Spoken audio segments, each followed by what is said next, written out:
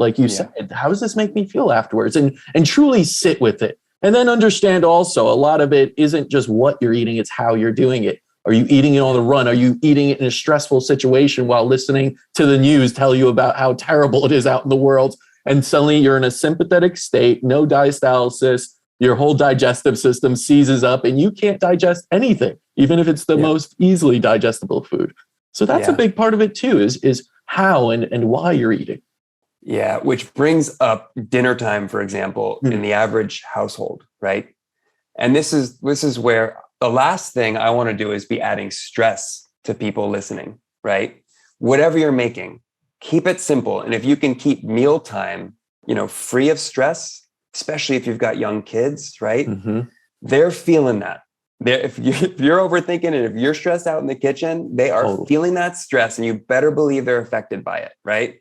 So don't overdo it. But they're also feeling, by the way, if you're going through the takeout and just grabbing the McDonald's or Wendy's or whatever it may be, But I'll tell you, if you're happy and feeling great and you're laughing, it might even be a better decision that night than if you're stressed out and trying to make something really healthy, So, well, let me add to that really quick, because from a medical perspective, I'm dealing with a lot of doctors and speaking to them about why are so many kids having allergies and food sensitivities. A lot of that is triggered by trauma or stress during the ingestion of a certain food. So your body sees that with the stress and corresponds it. So mom and dad are having a big fight over dinner. Yeah. You're eating a certain grain, certain something, anything.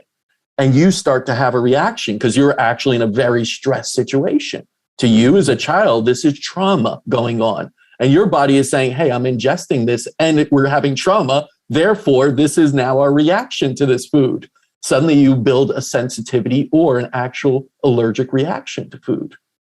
So to any parent like listening out there, it's incredible. Like what you said is so smart. I'd rather you eat, something not even that good for you, but eat it in the right environment, in a loving, nurturing, peaceful environment that the child could digest in, because children pick up on energy. We've learned to subdue that almost so much, where the energy is like, whatever, it's a big fight, it's this, and our body compensates. Children don't. They like being in that peaceful situation, and that's what helps them so much. So that is so critical. And I have seen that so much, and so many parents are, how could this happen? I never had allergies. I never had all of this.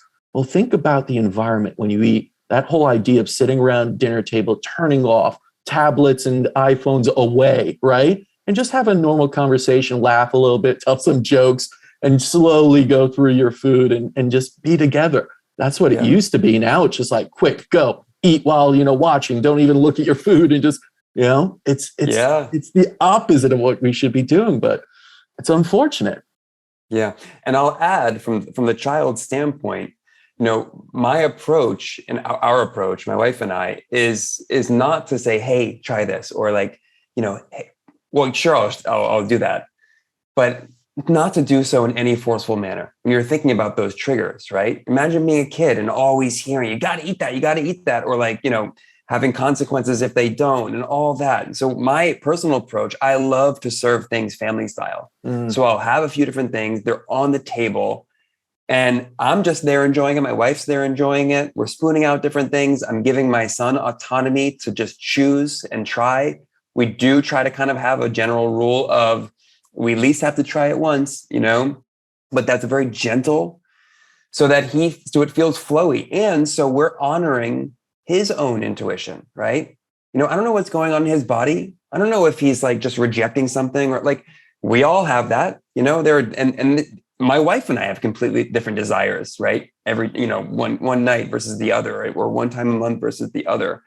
So this also opens up a line of communication. What are you feeling like tonight? Would you like this, or this tonight? And having a collaborative approach to mealtime. So it's not just dad's cooking every meal and I'm just left with whatever, right? So again, I think food can be, and the food decisions we're making can be, from a family standpoint, this really exciting thing to have really sound communication, right? To grow as parents, to get to know our kids and give them, a place to thrive and flourish, right? It can be a classroom. It can be, it's also, I see it with my son as this opportunity to see the world and discover the world, understand that this is an incredibly diverse place, and there's different cuisines and different people, and we're different colors, and we speak different languages. I get giddy when I think about all the things we can be doing each night, right? I know that can seem overwhelming, but wherever we're starting, just get in there, just commit to just getting the real stuff in there, push away the junk that we know is not serving us, right? And then just go have fun.